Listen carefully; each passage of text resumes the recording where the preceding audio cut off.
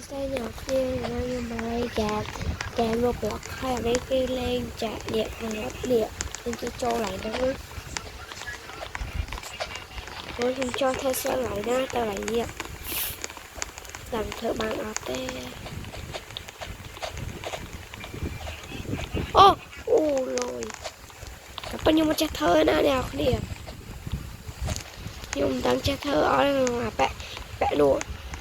nhưng mà chắc thơ tê nhưng trong vậy thời chân ấy nhưng mình chắc thơ chân mình chắc thơ tê nhưng chắc thơ tê vậy tham thoảng tờ trắng ui lẹ tẹt bạch thì thắc vô chắc thơ tê ui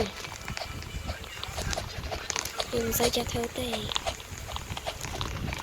ui ui sợ lắm